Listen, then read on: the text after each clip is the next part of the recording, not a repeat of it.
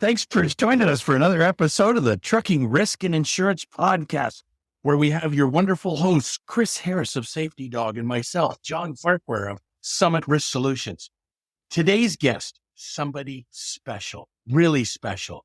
She looks like she could freeze something with her stare, but don't be fooled by that because she comes from the Southern U.S. She's got a warm heart, warm hospitality. We're going to bring on here Marilyn.surber of TenStreet. Now, TenStreet is a tool that you want to have to make sure your drivers are in compliance, and it'll also help you to recruit. Marilyn, how you doing? Hi, John. Thank you so much for that warm welcome. I'm so happy to be here. Good deal. See, it's great that we were able to get you up here into our Canadian studios, where it is a little cold outside, but we did put an extra log on the fire here for you to be warmer. I appreciate that. That's why I wore my Santa hat.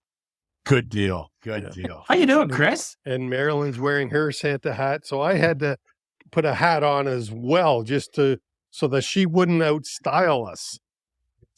Exactly. I've got my hat on. It's invisible. It's a halo. Well, that's what happened. Go ahead, Marilyn. I said, I see John's halo, don't you? Yeah, it's a little bit crooked. Let's leave it at that. Now, Marilyn, we're going to be talking about TenStreet. And as I said pre-recording there, I'm a little upset with you because John's had a huge education in TenStreet, and I know nothing about it. So I'm going to have to rely on you to give me an education on what is TenStreet and how does it help trucking companies? Well, I'm glad you asked, Chris. TenStreet is a software solution that connects carriers and drivers by helping carriers manage the entire life cycle of a driver's career. And it also helps the driver manage the entire life cycle of their career. And so what I mean by that is our solution starts with a digital application and really with your marketing, right? You can use that digital application, place it anywhere that you want your advertising for drivers. Drivers fill out that app, and then it comes into a dashboard where you can then from that dashboard do everything you need to do to hire a driver all electronically. You can run all the reports and everything that you need through integrations that we have with companies like ISB Global. Those documents come back. So it starts to build a pre-hire driver qualification file, compliance file, right? That will follow that driver through post-hire. We have a full service LMS. We have a full service, a post-hire safety solution complete with fuel management and surveys. And we have integrations with safety telematics companies and direct FMCSA on the US side so that you can get all of that information on a driver in one place, so that you can make sure you're making the right decisions, whether those be hiring decisions, coaching decisions, training decisions, termination decisions. You have the data points on your driver in one place, and you create a process and visibility from a safety and compliance standpoint that workflow that just kind of doesn't exist. If you're going into 5 or 6 different systems to manage the compliance of a driver, you're missing stuff. You're going to make mistakes, you're going to miss things. And so we're consolidating all of that into one dashboard to make it easier for fleets to hire drivers, retain drivers, and, manage their post-hire performance. All right. So first of all, you used an acronym in there, whether you realize it or not, LMS. LMS. Now, I assume that means Learning Management System. It does, yes. So you said TenStreet is integrated with a learning management system. Explain. So we have our own learning system. And so we have our own training content that you can deploy, that you can use to train drivers. We also have automation associated with that. So I know in Canada, drivers aren't subject to CSA, but when they're crossing the border, they are subject, right? And then you also have telematics violations. You can actually automate some of that. We call it infraction to action. So if a driver the violation and infraction, once it hits the dashboard, meaning your carrier dashboard, it will automatically assign a corresponding training. So if a driver gets a speeding violation, when that comes in, automatically a speeding training will be assigned to the driver. And so then we talk about workflow and automation. That's happening automatically because of the interdependence of the solution. Now, see, you've hit so many buttons there. I don't know about John's mind. But this week I was doing a client review for one of the captives. And the safety person I was with, he said, do you know any good software where I can automate and digitalize my driver file? And at that time I said, no. Well, So now this, you can go back to him. What's that? Go back to him. Tell him TenStreet. Well, that's what I mean. So it sounds like that's exactly what TenStreet is. Yes, it's exactly what it is. I mean, really, in today's age, you have to have access to information where you are, right? Kind of long are the days that somebody is going to wait for you to go into the terminal and dig through a filing cabinet, right, to get the information you need, especially if you have an accident. When you have an accident, the way, the timeliness in which you respond makes all the difference. I mean, you got to know that, right? How quick do you get in front of that and start, doing, getting in front of the claim and, downloading the data and saying, hey, were we right or were we wrong? Because either way, we want to get out there and respond appropriately as quick as we can. And if you don't have access to information, if it's in a locked box somewhere and you have to log into 5 different places to get all the information around the driver who had the accident, that's going to delay. And I don't know about you guys, but in my experience, bad accidents don't happen at 2:00 in the afternoon on a Tuesday. No, not usually. No. But until, you're at home or it's the middle of the night or, or something like that. And that's the world that we live in. You have to have access to information. It's changing in real time and you have to adapt to that. And so a digital compliance file is really, it's the standard now. It's the industry standard now. It's what you need to be moving toward to make sure all your files are compliant. I mean, think about, the log mandate, the ELD mandate, right? It's going back to the beginning of the year, right? In Canada. Yep. I mean, if, as regulations, they're pushing things that way as well to say, hey, they want electronically. On the U.S., on our side of the border, there's a lot of states you have to fill out information electronically. Want to get your email or third-party transfers, you can't even submit it. It has to come electronically. And so I know different, I think that things are continuing to trend that way. So get ahead of it, especially so you don't miss anything. Yeah. Well, ease and convenience. Yes, absolutely. And I'll tell you a quick little story from my trucking days when I was a safety manager. In the southern states, we had 800 trucks. So we were in a small fleet, but in the southern states, we were doing a run that we normally wouldn't be in. And damned if we don't have a little crash. And it was a small crash. But that state trooper called me up on the phone, and you can tell by their voice and attitude, he's dealing with a foreign company and he has no idea. Anyways, I said, look, he was asking me about the driver qualifications. I said, would it help you? I said, you could subpoena the driver file, right? He said, yes. I said, well, how about I just fax it to you? Because that's how long ago it was. It was a fax. I said, how about I fax you the driver file? And he said, would you do that? I said, of course. So I immediately did. And I followed up with a phone call about 20 minutes later. I said, did you get my fax? Yeah. Geez, you guys know what the hell you're doing, don't you? Like, all of a sudden, and I'm sure that act got my driver out of a ticket. Now, we ended up not getting ticketed, but just the fact that I could show that we had good quality driver qualification files changed that officer's attitude 100%. Yeah. Because all he knew was this Canadian trucking company just had a crash in his state. Yep, absolutely. It gives your company credibility. And it makes,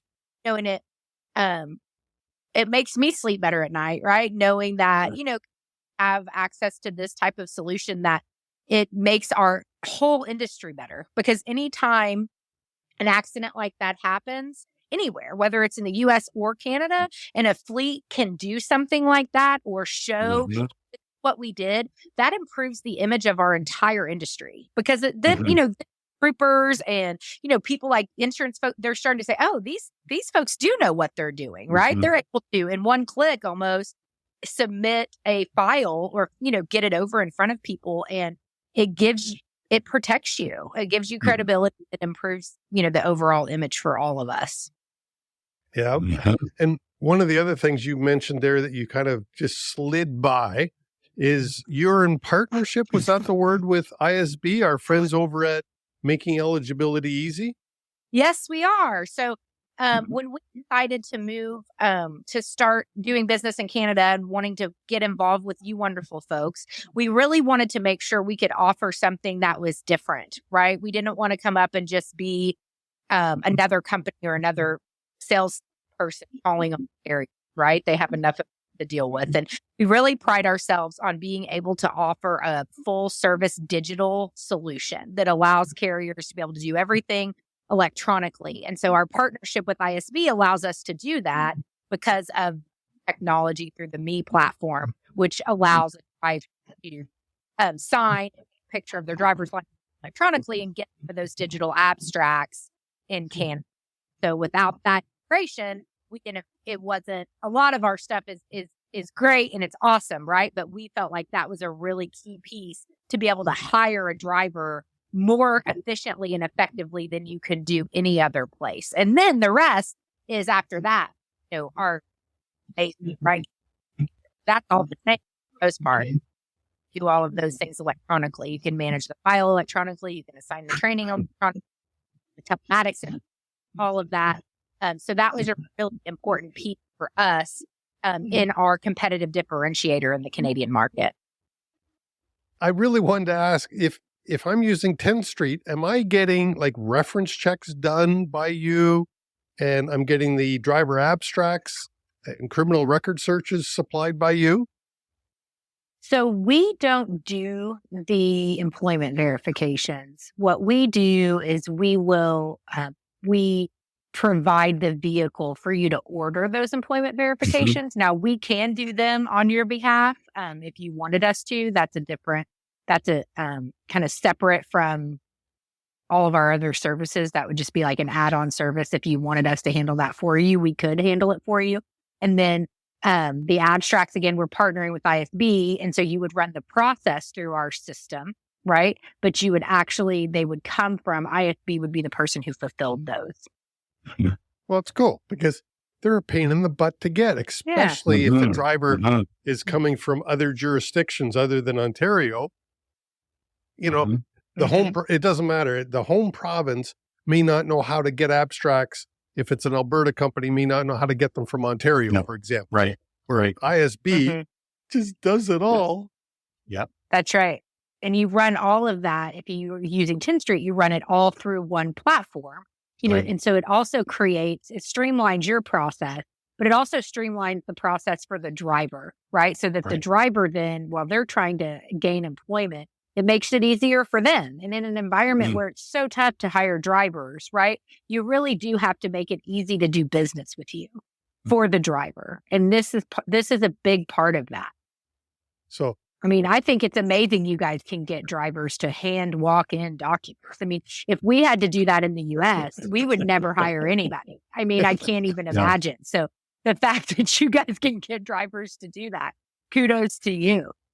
Well, and that does work, but it's a lot better if you hold them shortly after hire so that you verify what the driver walked in with is what the truth is. Yeah. So that's one thing. Now, the other process that I wanted to get you to describe a little bit more was the integration that you have with the SMS system and the LMS. So safety management system, if you've got a DOT number, and then you said if an event happens, like a speeding ticket, then the driver automatically gets notified that they've got to complete some training. So the LMS is our own LMS. So that's our own proprietary technology, and it's native in our system, and it's our content that we developed. And so our integration is with FMCSA, so the CSA portal, right, for compliance, safety, and accountability. And so whenever a DOT violation is issued, right, whether that's a speeding ticket or if it's off of an inspection or anything that comes through that CSA portal, right, that's happening by a DOT officer. That will ping each day. We get that information, right? And when we get it, that's where the automation happens. So if a ticket hits or some type of infraction hits for, let's say, for John Farquhar, then it's like, oh, well, John, then he needs this training. And so that's how the automation works. We have it mapped, right? We have a list of all of the violations and what their codes are. And then if a driver gets this violation, this is the training class that they need. And we continue to update it, right? As we develop more training content, sometimes we might have something that's a better fit than we did before, or as regs change and as violations are added, we see new ones, that we haven't seen before at least. And so then we go in and fill that in. And so that's how that works. And then on the safety side with our telematics integrations, we're integrated with companies like Samsara, Geotab, Lytic, Motive. We were talking about Motive a little bit earlier. And so through our integration with those telematics companies, fleets are able to receive those hard braking events, those log violations, those coordinates, I always say drive cam footage. I know that it's bigger than drive cam footage now, but I'll forever probably say that. They can view those videos in their dashboard, right? And then in one click, they can assign training. They can send an acknowledgement to the driver to acknowledge what's happened. They can initiate a video call, right? If they needed to do a coaching right there with the driver, or they could say, "Hey, John, you were doing exactly the right thing," because a lot of times the driver is doing the right thing. It just triggers an event. And so it allows them to do all of that in one place. Cool. And further, what it really does is it documents that process along the way for the carrier, which is a game changer when we think about compliance and if you were to be involved in any type of lawsuit or accident. Nuclear verdict. That's exactly right. We're changing the story that we're telling, and this is how you're doing that. Whenever the more fleets that encounter, or the more that plaintiffs' attorneys encounter fleets with doing what you were talking about earlier, right, with these compliant, driver qualification files in this really tight process around how they manage driver events, and obviously we're training drivers and we're doing all of these things, the less and less ammunition these attorneys have in nuclear verdict cases. I want to jump in on something here because you triggered something for me, and I want to dig a little deeper. Okay.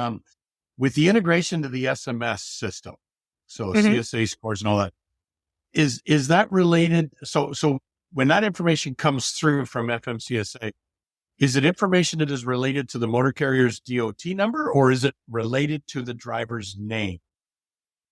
So it is related to the driver's DOT number and their name, right? And their name. So whenever the driver is pulled over for an inspection or speeding or whatever, that driver is linked in SMS, right, to that DOT number. So anything that happens while they're working for that fleet, they will get notified of. Okay, so hold that thought. Okay. What if that driver happens to be working for another carrier? Let's say moonlighting on the weekend to make some work for another carrier, has an issue, violation of some sort, speeding or whatever. Would that still come through, even though that is associated with a different US DOT number? Could that possibly come through the system through TenStreet and flag me to go, hey, and then you can go, hang on, that driver wasn't even on duty for us at the time. Absolutely. So if you are able to see that, because that does happen. Sometimes drivers, or they just change companies, right? And for some reason, it just hasn't got migrated over. And so, yes, you'll get a left. That's right. That's right. Exactly. So you'll get a report. And so you'll be able to, to see that. And then there's a process, right, where you could say, oh, this isn't my driver and go through and get that removed from your scoring. Right. Okay. So, because one of the things that I'm thinking of here is I'm always the devil's advocate. I'm looking for the bad guy. Right? My investigative process is always looking for the bad guy. So if I got a driver who's working for me and all of a sudden he's got the weekend off or he's on vacation this week, right? And now all of a sudden I've got a system that if he gets involved with an incident or a violation or something like that, and I can be pinged on that, that's huge because now all of a sudden he could be violating the hours of service rule on my side of the table because he's moonlighting for somebody else and he's not like those other people that know he's working for somebody. So he's in violation regardless. Yeah, absolutely. Like, yep. or the fact that he got involved in a crash or he's had a violation of some sort. I'm going, hang on, I know what I ask. How often does this happen? How often are you moonlighting for these people? You're supposed to be home doing your reset and here you are trudging up and down the highway. So, yeah, so that's key because that you can't even get off the public website. Right. The public, all you're going to get is what's associated to your US DOT number. Yeah. Here I got an opportunity to catch those bad characters. That can be problem. And they're very far and few between those bad characters. They are. They're the ones that can put you into a nuclear verdict situation. Yeah. And these are things that close down trucking companies, right? Yes. That nuclear verdicts, bad accidents where carriers are non-compliant. That is there's not very many things, that can, in one swoop shut down a trucking company, but that's definitely one of them. And it only takes one bad character to put your company at risk. Yeah. Yeah. So now, cool. Before I ask my next question, have we talked enough about the safety and the management part of TenStreet? Because I got a question. I think so. I think that the only other thing that I would say about our safety management system is that it is allowing you to really see the pre-hire and post-hire safety picture of your driver. And, because of things like what you just said, incidents don't happen in a bubble, right? None of them do. And so you have to take that into consideration and you can't neglect what the driver came to you with because that matters. And so I think being able to see that through line visibility is something that doesn't exist anywhere else. It just doesn't, right? And because of the nature of our platform, and it changes the way you can interact with your drivers in every instance. And also, I think thinking about how safety and retention are tied together, right? To be able to engage drivers in a positive way after an incident, after a safety incident, so that, we know when a driver has an incident like that, they are more likely to leave, whether that's because they're afraid of getting fired, so they go look for another job, or because they think they've done something so egregious that they're going to get fired, or they're scared. They don't want to do anything else. So they quit. This allows you to have visibility when those things are happening. And again, in that same platform with that same click, say, hey, John, I just wanted to touch base with you. I know you had this, but how's everything else going? Right. Warm and fuzzy is what we used to call it, right? Warm and fuzzy that driver and get your arms around them to improve retention. So I think tying not only pre-hire and post-hire, but safety incidents and retention together. When you start to really watch some of that, you can see those correlations, and our system will help you get in front of that stuff. There's some big dollars associated with driver turnover, and a lot of companies can't seem to realize that because, they don't track their turnover very well. They just know they're hiring drivers. They don't really look at what are those soft costs, and anywhere between $5,000 to $10,000 and more closer to the $10,000 mark to hire a driver. And, 50 of those a year, that gets pretty darn expensive quick. John. And if they leave really early, they don't even ever pay for themselves, right? So you have to figure out how to keep them at least for a period of time. And John, I disagree with you. I think 10,000 is not nearly enough. Oh, really? I think today driving numbers up. I think it's 13 to 15,000. Anyway. Wow. Okay. Cool. Good. My- Good to know. And Chris, I would tend to agree with you. I mean, with the soft costs, I mean, even just thinking about some of the things for training drivers around travel, orientation costs, all of those things, those costs have gone up so much in the last couple of years. Oh, yeah. I mean, I know when I was at a fleet, it was $10,000, and that was almost 4 years ago. Yeah. And so with inflation, you're probably right. It's that 13K. Well, fuel costs, supply and fuel demand of costs, parts, fuel equipment costs and whatnot. Because, we all have to road test a driver. So there's fuel involved. There's the cost of that equipment and, the wear and tear on that equipment, just doing that road evaluation. Well, one of the things that many carriers never take into account is the cost of the salary of the recruiter. But how about the footprint? That recruiter's got a computer, a telephone, they rent for their office. Like if you allocate all that kind of stuff in the printer and the pieces of paper and anyways, the question I wanted to ask Marilyn was, in the beginning, she implied or alluded to that there's an advantage to the driver for being in the TenStreet system. Did I hear that right? And do you want to expand on that?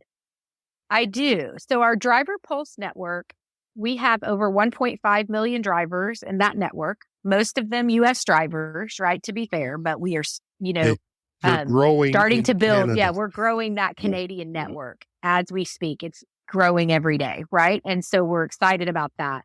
But the power of that network is really important. But how it helps the driver is it's an online career management app, right? They can store all of their documents there. So those CVORs and those abstracts and that med card and those physicals, those training certificates, all of those documents that they get that they have to present, whether it's annually to the same carrier, right? Or if it's when they change to another carrier, it allows them to store and build their profile, if you will, so that they can then take that with them. And it's mobile, right? If they want to apply for another job, they have that and they can do that, right? It makes it easier for them to keep track of all of those things. Also, it helps them in their recruiting process, meaning they can follow the recruiting process all the way through. So if a carrier is hiring them, if they're applying through Driver Pulse, then they can see, this is what's happening. It's a communication. They can submit all those documents electronically. So then the driver doesn't have to go stop and fax anything either, right? And then when something gets updated, it's the same thing. They take a picture of it.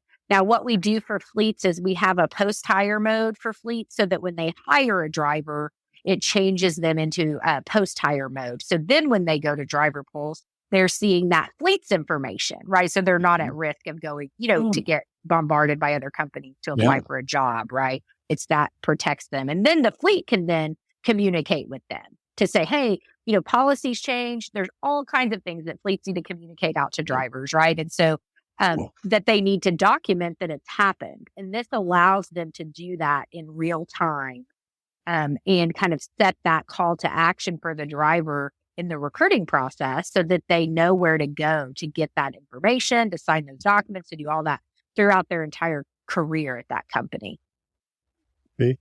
I think that's cool. Yeah.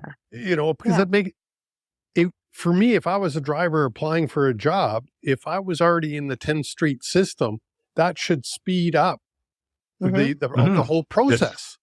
It does. It definitely does. Especially because, I was a recruiter and, taking those applications over the phone takes about an hour. That's a long time. Especially, most drivers don't just apply to one place. They usually apply to a couple of different places. And so that could be 3, 4, 5, 6 hours, right? And to fill out applications. And so with this, it makes it much easier and much more efficient. And they don't have to remember, 5 years ago, what violation did I have? Those types of things. They could fill that out information once and then they update it as they go. I think that's huge. Big benefit to drivers because let's be honest, if you do apply to, let's say, 2 or 3 companies, They're the ones that you chose to apply to. Well, usually the first one that says you're hired, when can you start, is the one that's going to get the driver. Yes. And so if they can speed up their whole process to get that driver on board, they're more likely to be the one to win the lottery, because it's hard to hire drivers. That's right. And that's exactly right. And that's what carriers realize when they implement our system. They can hire drivers faster because it's much easier for drivers to apply. It just is. I mean, I don't know about you, but I am not going to spend an hour filling out your online application. I'm just not going to. Yeah. If it takes me that long to apply for your company, I'm going on to the next one. And I may not have that luxury, right, with my, liberal arts degree, but drivers do have that luxury, right? They can go on to the next company. They don't have to spend all of that time applying for your job.